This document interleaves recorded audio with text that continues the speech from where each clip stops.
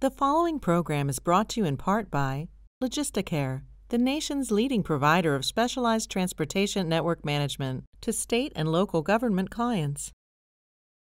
By Maine's credit unions, now is the time for a credit union. There is one for you. And by MacPage, developing relationships, earning trust, addressing complex issues, and making a difference. Welcome to Pingree and Katz, the main event. In our left corner, we have Hannah Pingree, former House Majority Leader and Speaker of the House. In our right corner, we have Senator Roger Katz of Augusta, representing District 24. This week, Roger and Hannah have assembled a panel of experts to discuss tough Maine issues affecting the entire state. To wrap it up, we'll visit with Gary Crocker as he gives us his view from West Gardner. It's all right here with Pingree and Katz, the main event.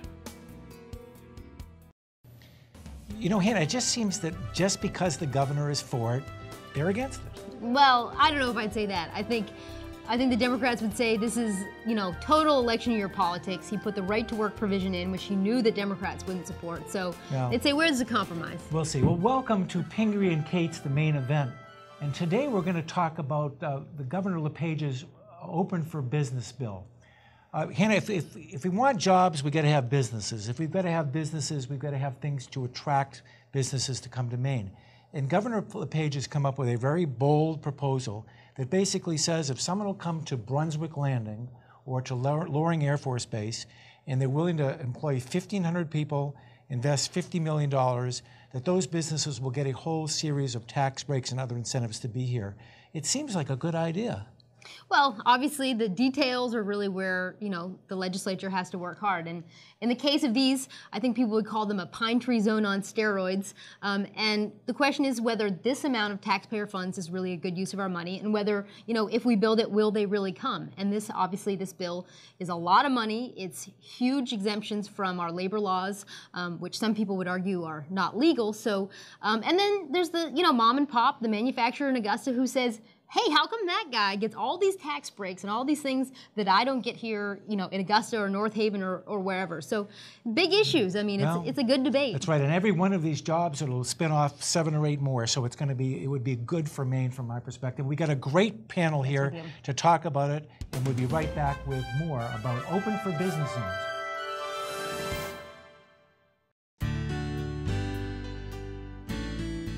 At MacPage, we believe in developing relationships, earning trust, addressing complex issues, and making a difference. We enjoy the people we serve and care about the work we do, providing integrated accounting, consulting, and tax services to our clients throughout New England and across the country. Please visit us at macpage.com to learn more.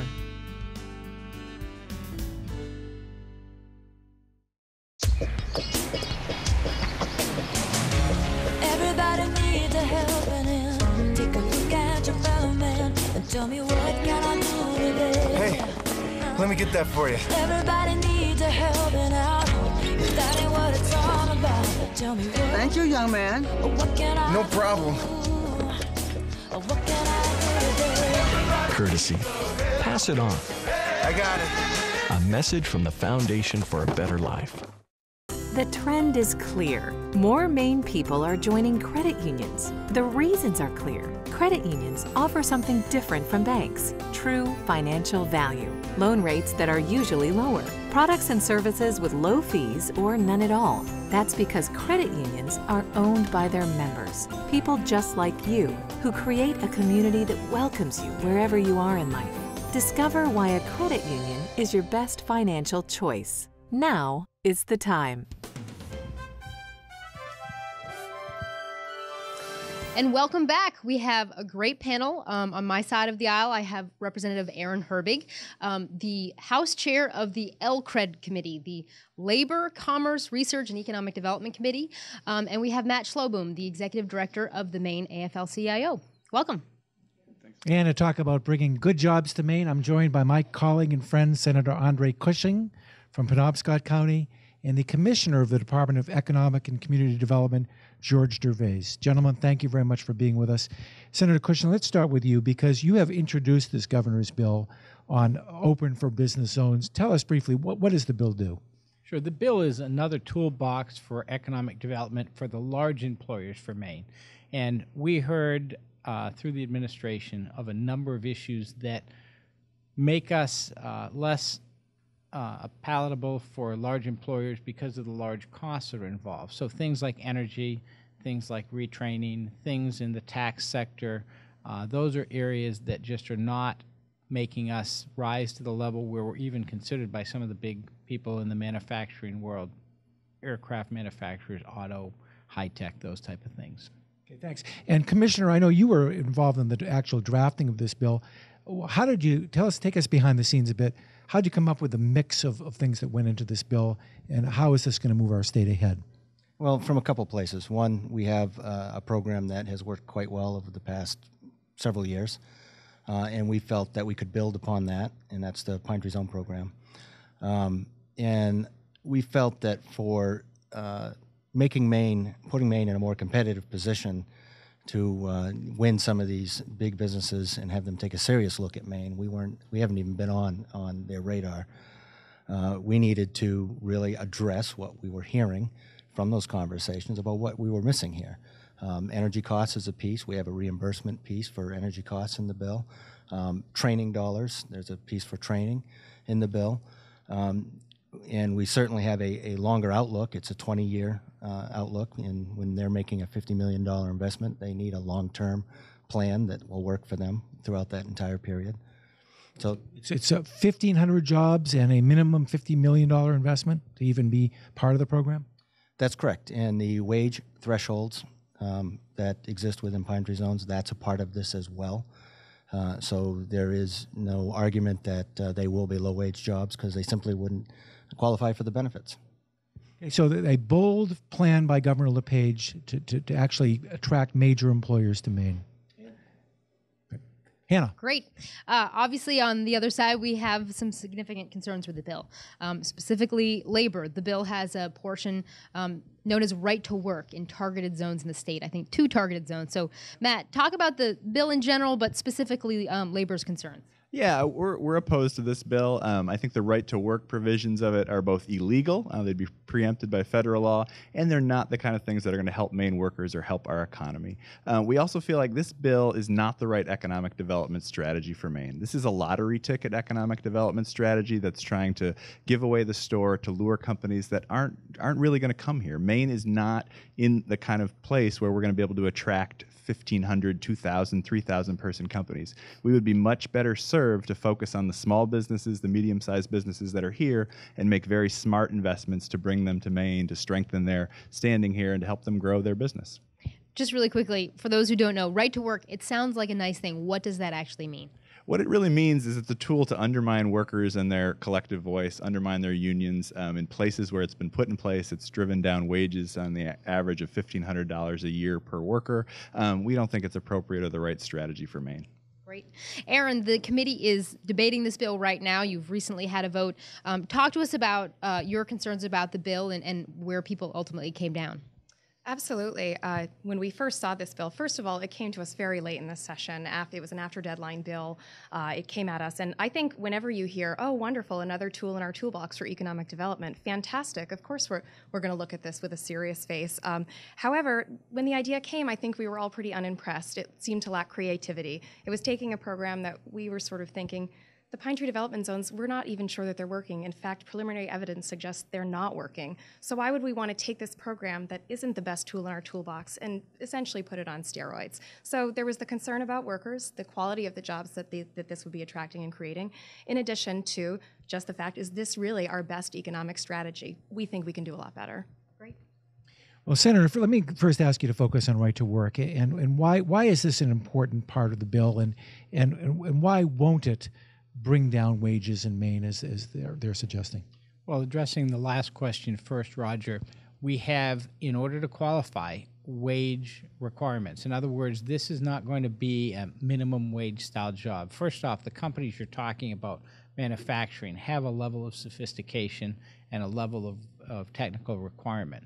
I think the old saw about this is going to lower wages is to distract from the fact that in a tough economy, you have to look at what the customer, the large employer, is talking about for their needs. You're talking literally hundreds of thousands or millions of dollars that are affected with over 1,000 employees by some of these decisions.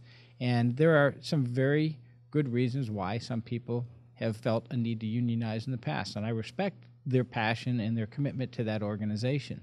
But for us in Maine, we are in a competitive disadvantage because of distance and energy and some of the things that have been visited on us over the last 40 years in a culture of the legislature thinking that they had a better idea of how to do things. Simply, right to work is a tool that says this is what people are looking for when they look to locate a Boeing, when they look to locate a BMW or a Nissan or a uniform company.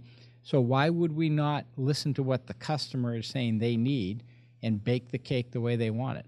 Thanks, Senator. And Commissioner, you heard it said, we really ought to be concentrating on small startups, on Maine entrepreneurs, on growing small business in Maine, and not trying to hit a home run, which is what this bill is really trying to do. Is that right? I believe hitting home run helps small businesses in a big way. If we take, for example, the aerospace industry, since 2002 through today, there's been a 41% increase in business. Airbus and Boeing alone, 74,000 planes expected to be delivered in the next 2 decades. And for every one direct job, there are 8 indirect jobs in the supply chain. And that supply chain is what the small precision manufacturers are doing, and that is what we can do here in Maine. So there would be a lot of spin-off business, and it would be great for small business in Maine. And we could use the very successful Pine Tree Zone program, which has been proven to be successful in the most recent analysis that was done and revealed to the legislature this year, that shows that even if half the companies were to have chosen not to come to the state or were to have not been able to access the benefit, were to have made a different decision than they did, then this program is 71% positive. And I think the focus has been on that program, that the assumption that all the companies would have come here anyway, and that's simply not the fact. Thank you. Hannah? I'm just going to give the last word to Aaron before we run out of time for this panel. Talk to us, if not this, then what? What are Democrats focused on in the legislature to create jobs? Absolutely.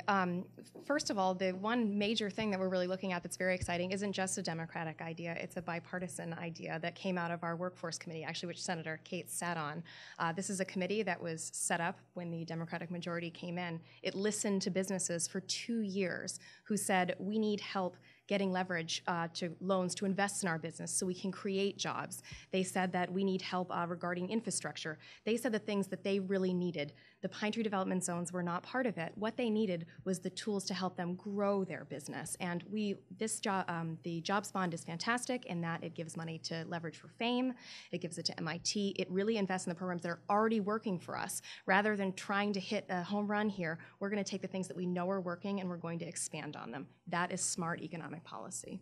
Great. In just a couple minutes, we'll be back and we'll mix it up.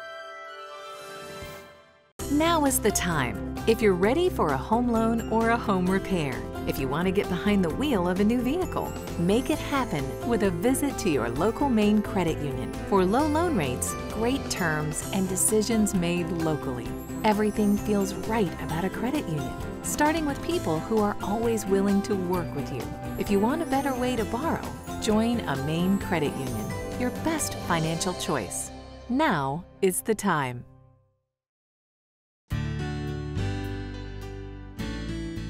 At MacPage, we believe in developing relationships, earning trust, addressing complex issues, and making a difference. We enjoy the people we serve and care about the work we do, providing integrated accounting, consulting, and tax services to our clients throughout New England and across the country.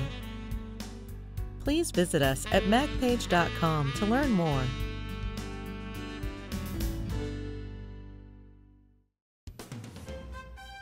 Welcome back. We're talking about the governor's open for business zones. Senator, obviously one of the concerns of this bill, is, the small business, the manufacturer in Augusta who says, how come they get something that I don't? The uneven playing field for, if you're a big business, you come to Brunswick, you get all these things that the rest of the businesses in Maine don't get. How do you answer that concern? That's a great question. What we've got to remember is the taxpayers paid. They made investments to build the infrastructure in Brunswick at the naval base and up at Loring. What we're trying to do before that deteriorates is put people in there. And if you think of it in this way, there are companies that have benefited from other policies. In the 125th, we exempted aircraft. There's been a huge surge of manufacturers, refitters, and aircraft parts people that have now seen Maine as lucrative because we're closer to Europe. The spin-off has been upholsterers and cleaners and others that have come. So what I see is this is a spin-off as well, and it's benefiting from the tax dollars that were already spent at those facilities. Great. Commissioner, obviously, one of the concerns about this bill that has been lobbed at you and the governor is that this is just election year campaigning because the right to work provision was very unlikely to pass in a Democratic legislature. How do you answer that concern? I think the governor has made it very clear that doing things with re-election in mind is not the way he operates, and this is no exception. These are answering the concerns we have heard when we've been out pursuing projects, both what the department's done, what Maine and Company has done. These are consistent shortfalls for the state of Maine when we compete with other states. Great. Thanks, Anna. Representative Herbig, I appreciate what you said about the workforce committee that I'm on, because I think we did some great work. But if I can use a baseball analogy, it's going to help us hit singles and doubles and maybe even an occasional triple. But for Loring Air Force Base, for Brunswick Landing, don't we also need to be looking for those big employers to try to hit a home run once in a while? And if so, if you don't like the governor's plan, what's your plan? Sure. Few questions and thank you. Thank you. Fantastic. First of all, I see what you're saying about we have three aspects when we're trying to grow businesses. We have incubation, we have business growth, and we have attracting out-of-state business. So this is just one part of it, and I understand that. The Pine Tree Development Zones already apply to Loring and to Brunswick. So that's why adding this labor piece, rating funds that are already part of our long-term economic strategy, like the Efficiency Maine Trust, like the Competitive Skills Scholarship Program, this is putting not just other businesses that use these tools currently in their toolbox, but also other areas of the state. What am I supposed to say to my constituents in Belfast when they're saying, hold on, what are you doing for my business? You're taking what's in my basket and giving it to one business. You're taking it away from all these businesses for this one business, and I have some real concerns about that. I think we all want to attract that BMW plant, that Boeing facility if we possibly can, and we have two places that are uniquely suited to get them. I think that's the issue. Matt, right to work, I know it's kind of a poison pill for you all, but the argument is that it lowers wages, that it may be more jobs, but at lower wages, and a lot of Republicans don't think that's so. Why isn't this a perfect opportunity to do a pilot project in one place in the state, in Loring or down at Brunswick, and let's see, the proof is in the pudding, let's see if you're right or not. Why don't we at least try it in one area? Well, first of all, it's illegal under federal law. Well, I'm going to differ with you there, but we can differ on the case law. But go ahead. Okay. Well, I mean, we have a clear reading of it that you have to do it statewide across an entire state. But leaving that aside, I think the real issue here is that we don't think that is at all necessary to grow Maine's economy. And again, we really think this is the wrong economic development strategy. This bill is designed for big companies that are playing a 50-state strategy and trying to get the best deal out there. Maine can't win that game. We simply don't have the dollars to give away in the way that large states do, and we're not positioned to attract a huge auto manufacturer or something like that. We would be much better served to invest. 95% of jobs that are created come from existing businesses or startups. So we all would like to have 1,500 more jobs here. I think the real question is, what is the most strategic way to get there? And this bill, in our minds, doesn't do that. Wouldn't you agree, though, that we don't spend a penny of state dollars unless someone actually comes and takes advantage of this? Sure, it's a question of where we focus our time and energy. And I think the real focus should be on the things that we know are Maine's competitive advantages. How do we shore up our education system? How do we create the best possible communities? And Maine has a lot of those competitive advantages. We should be spending the time and energy investing in Maine businesses and Maine workers and pursuing economic development strategies that are much more viable, much more realistic, and at the end of the day, much more likely to have a real payoff. Singles, doubles, and triples. Let's talk about ways to hit home runs. Sure. Actually, along those lines, Commissioner, we've been throwing out the names of lots of big companies, Boeing, BMW. Talk to us a little bit about your day-to-day. Are we in conversations with these companies, and is it, are what we're talking about at all realistic? Well, I want to focus for a second on what was asked of me when the situation in Washington State crept up with Boeing. My phone started ringing off the hook. What are we going to do about that? Here we have an opportunity. What are you doing? What are your next steps? Are you going to call Boeing and invite them here to the state of Maine? Look at the assets we have in Limestone and Brunswick. That we did. And that is not a waste of our time and resources. I believe that is something we will continue to do. We can't ignore opportunity. We just have to position ourselves to take advantage of those opportunities. And I really feel strongly that if we don't, then small businesses will continue to have a hard time growing. And the programs that we have in place today, without passing this, will help them grow. But they need a growth in our economy to take advantage of those programs. But is it realistic? I mean, are we talking to these companies today and they say, yes, if you do this, we will come? They specifically mention what we don't have as a reason why they won't. And what we have introduced in this bill, those items are on the list. Senator, a little bit more on pine tree zones. I was in the legislature with you and we passed them and felt like they were a step in the right direction. We've been talking about a report today about an analysis of pine tree zones that was actually quite critical about whether they were really delivering these economic incentives and tax breaks, whether they are actually delivering jobs. Some sides say that they're not. What's your response?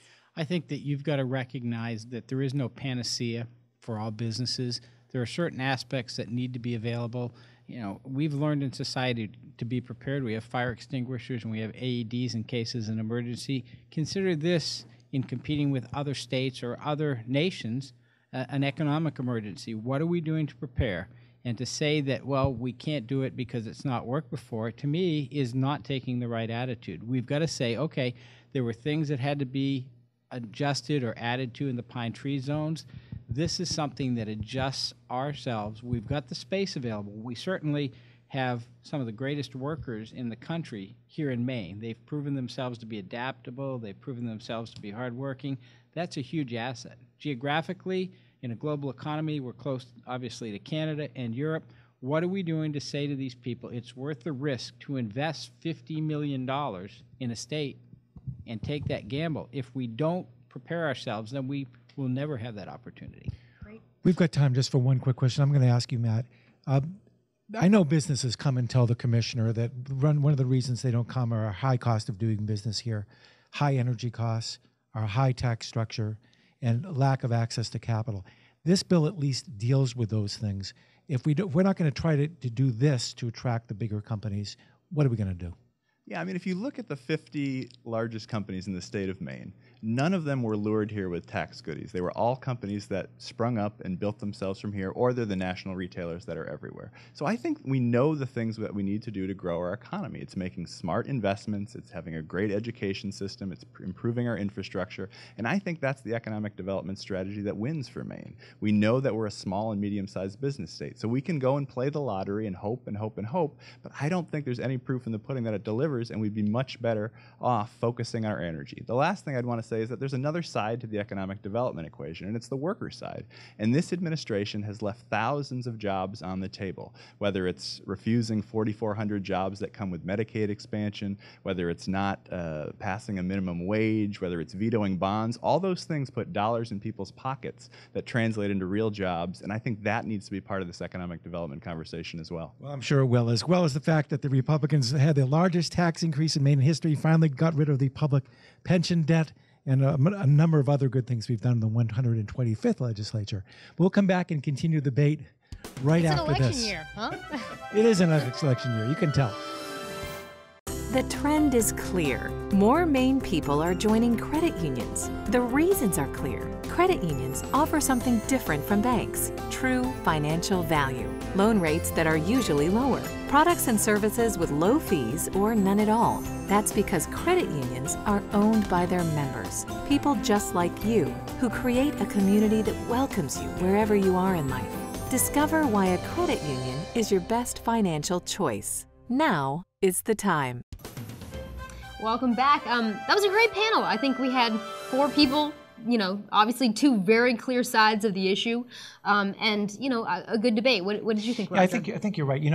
From my perspective, I think we are doing a lot of good things in the state to encourage entrepreneurs, to encourage the growth of small business to become mid-sized businesses.